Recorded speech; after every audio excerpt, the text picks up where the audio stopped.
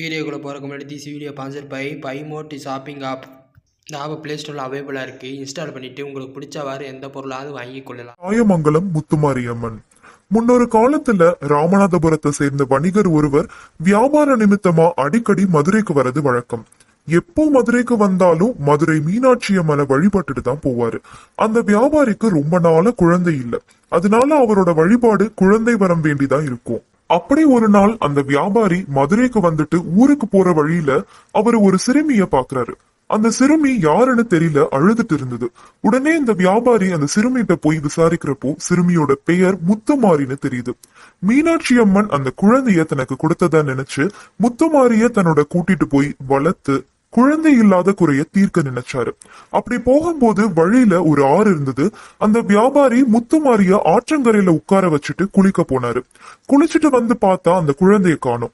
தனக்கு கிடைச்ச குழந்தைய காணோம்னு ரொம்ப வேதனையோட வீடு திரும்பி அன்னைக்கு நடந்த எல்லாத்தையுமே தன்னோட மனைவிட்ட சொல்லி புலம்புறாரு. ரெண்டு பேரும் ரொம்ப வருத்தத்தோட இரவு உணவு கூட சாப்பிடாம தூங்க போனாங்க.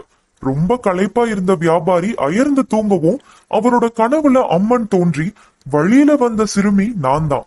என்ன பார்த்த இடத்துல ஒரு கள்ளிக்காடு இருக்கு, அங்க என்னோட பாதச்சுவடு இருக்கு, அங்க கோவில் கட்டி வழிபடுங்க, என்னை வேண்டி வரவங்களுக்கு தேவையான வரம் கொடுப்பேன்னு சொல்லிட்டு மறைறாங்க.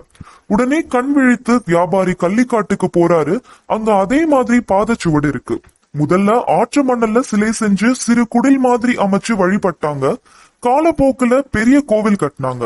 வியாபாரிட்ட அந்த சிறுமி தன்னோட பெயர் முத்துமாரின்னு சொன்னதுனால முத்துமாரி அம்மனா வழிபட ஆரம்பிச்சாங்க.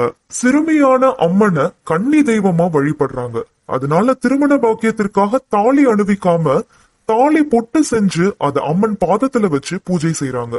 சுற்று வட்டாரத்துல உள்ள மக்கள் எல்லாருக்கும் முத்துமாரி அம்மன் தாயா இருந்து அருள் புரியுறாங்க. இதனால தாய்மங்கலம்னு இருந்த தலம் பிற்காலத்துல மருவி தாயமங்கலம்னு சொல்ல ஆரம்பிச்சாங்க. இங்க முத்துமாரி அம்மன் 4 கரங்களோட உடுக்கை, கத்தி, சூலம், அக்னி ஏந்தி காட்சி தராங்க. பங்குனி மாதம் இந்த கோவில்ல திருவிழா நடக்கும். முதலா ஆற்று மணல்ல சிலை செஞ்சு வழிபட்டதுனால ஒவ்வொரு வருஷமும் திருவிழா ஆரம்பிக்கும் போது ஒரு பிடி மணலை வச்சு அத அம்மனா நினைச்சு பூஜை செஞ்சுதான் திருவிழாவை ஆரம்பிப்பாங்க. திருவிழால பூக்குழி வைபவம், தீச்சட்டி எடுத்தல், பால்குடம்னு ரொம்ப விசேஷமா இருக்கும். 108 பால்குட அபிஷேகம் நடக்கும். ஆடி, தை மாதம், செவ்வாய், வெள்ளிக்கிழமை ரொம்ப விசேஷமான நாளா இருக்கும். அம்மை நோய், குழந்தை வரம், திருமண வரம், குடும்ப பிரச்சனைன்னு வேண்டிய வரம் அளிக்கும் தாயமங்கலம் முத்துமாரியம்மன் கோவிலுக்கு சென்று வாருங்கள்னு சொல்லி முடிவடைகிறது.